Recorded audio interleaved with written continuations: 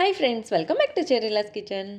तर आज आपण बघणार आहोत बिना दही आणि बिना ओव्हनचाच कुकरमध्ये हा हेल्दी आणि एकदम सॉफ्ट असा रवा केक. तर चला वेळ न वाया घालवता रेसिपीला स्टार्ट करूया. त्याआधी चॅनलला सबस्क्राईब केले नसेल तर सबस्क्राईब करा आणि बेल आयकॉनला क्लिक करायला विसरू नका.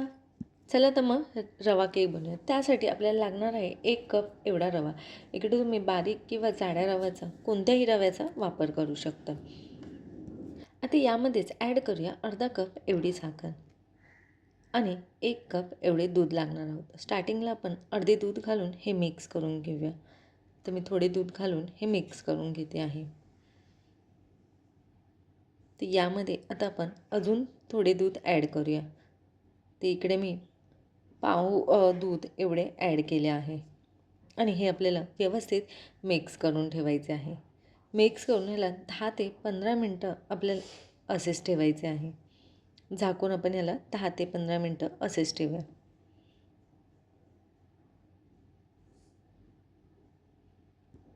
केकमध्ये ॲड करण्यासाठी मी इकडे चेरी घेतली आहे. चेरी आपण कट करून घेऊया. इकडे मीडियम असे चेरी आपल्याला कट करून घ्यायची आहे. इकडे चेरी कट करून झाली आहे. आता यामध्येच ॲड करूया टुटी फ्रुटी. तुम्ही इकडे सुकवलेले फ्रूट्स पण ॲड करू शकता तुमच्या आवडीनुसार. आता यामध्येच ॲड करूया गव्हाचे 1 चमचा पीठ.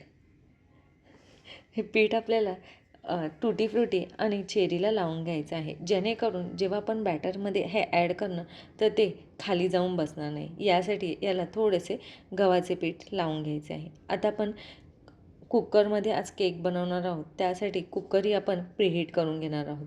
त्यासाठी मी इकडे रबर काढला नाही आहे आणि मीडियम टू लो गॅसवर ह्याला आपल्याला 10 मिनटं असेच प्रीहीट होऊन द्यायचे आहे.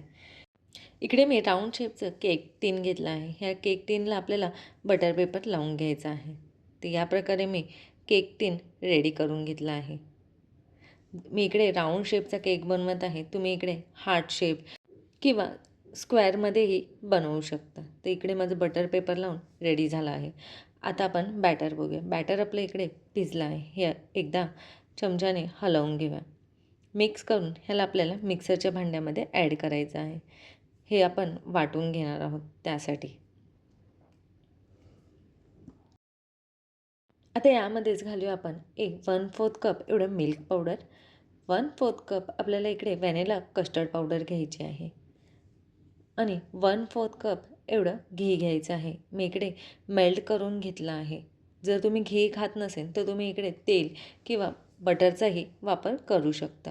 आता ह्याला आपण मिक्सरमध्ये बारीक करून घेऊया. मिक्स झालं आहे. आता यामध्ये राहिलेल्या 1 कप दुधामधलं सर्व दूध यामध्ये आपण ॲड करून हे बॅटर परत मिक्सरमध्ये बारीक करून घेणार आहोत. तर इकडे मी मिक्सरमध्ये बारीक करून घेतलं आहे. आता हे आपण काढून घेऊया. हे खूप जास्त असं पीठ होणार नाही आहे. रवा आहे त्यामुळे थोडंसं दरदरच राहणार आहे. बॅटर इकडे आपल्याला परत एकदा मिक्स करून घ्यायचं आहे. पण इकडे बॅटर खूप थिक असल्यामुळे, खूप घट्ट असल्यामुळे यामध्ये मी अजून 4 चमचे दूध ॲड करते आहे. आपला जो पोह्याचा चमचा आहे त्याच चमच्याने मी 4 चमचे एवढे दूध ॲड केले आहे. हे बॅटर आपल्याला खूप पातळ आणि खूप जास्त घट्टही नाही बनवायचं. मीडियम असे बॅटर बनवून घ्यायचे आहे. आता याला मिक्स करून घेऊया. एकाच डायरेक्शनमध्ये आपल्याला हे असे मिक्स करून घ्यायचे आहे. पूर्ण दूध आपल्याला यामध्ये मिक्स करून घ्यायचं आहे. तर इकडे आपले बॅटर रेडी झाले आहे. तर तुम्ही इकडे बघू शकता खूप जास्त घट्टही नाही आणि खूप जास्त पातळही नाही असे बॅटर रेडी झाले आहे. आता यामध्येच घालूया आपण जी टुटी फ्रुटी ठेवली होती ती सर्व टुटी फ्रुटी यामध्ये ॲड करणार आहोत.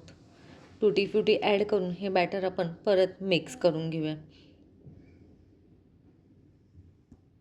इकडे बॅटर मिक्स झाले आहे. आता यामध्येच घालूया 1 टीस्पून बेकिंग पावडर आणि 1 टीस्पून बेकिंग सोडा.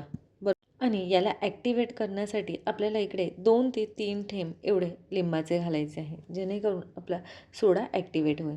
आणि हे बॅटर परत एकदा मिक्स करून घ्यायचे आहे. एकाच डायरेक्शनने आपल्याला मिक्स करून घ्यायचे आहे. 2 ते 3 मिनटं बॅटर आपण एकाच डायरेक्शनने या प्रकारे मिक्स करून घेतले आहे. आता हे आपण केक टिनमध्ये काढून घेऊया.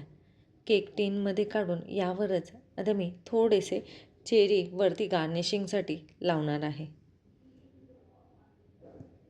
आता आपण प्रीहीट करत ठेवलेला कुकर खोलून घेऊया. कुकर ओपन करून यामध्येच आपल्याला केक ठेवायचा आहे. केक आपण डायरेक्ट कुकरमध्ये नाही ठेवणार आहोत. त्याआधी त्यामध्ये स्टँड ठेवणार आहे आणि स्टँडवर आपल्याला केक ठेवायचा आहे. आता ह्याला आपण झाकण लावून 30 ते 35 मिनटं आपण लो टू मीडियम गॅसवर होऊन देणार आहोत. ह्याला आपल्याला शिट्टी लावायची नाही आहे. इकडे मला 35 मिनटं लागले आहेत आणि आता आपण केक झाला आहे की नाही बघून घेऊया. तर केक झाला आहे की नाही हे चेक करण्यासाठी एक टूथपिन घेऊन ह्याच्या मध्यभागी आपल्याला ही टूथपिन टाकायची आणि ती टूथपिन एकदम क्लीन निघते, म्हणजेच इकडे आपला केक रेडी झाला आहे. तर आता आपण हा केक लगेच कट करणार नाही आहोत. ह्याला आपण 10 ते 15 मिनटं असेच झाकून ठेवून देऊया, जेणेकरून हा थंड होईल. पूर्ण केक थंड होईल त्यानंतरच आपल्याला हा कट करायचा आहे. इकडे आपला केक थंड झाला आहे आणि ह्याला आपण काढून घेऊया. तर तुम्ही बघू शकता भांड्यातनं किती इझिली हा केक निघाला आहे. आता आपण खाली लावलेला बटर पेपरही काढून घेऊया आणि किती मस्त जाळी आली आहे बघू शकता आणि किती सॉफ्ट हा केक रेडी झाला आहे. आता याला आपण कट करूया. तर कट करण्यासाठी मी इथे चाकूचा वापर केला आहे. ते तुम्हाला हवे त्या साईजमध्ये आणि तशा पीसेसमध्ये तुम्ही कट करू शकता.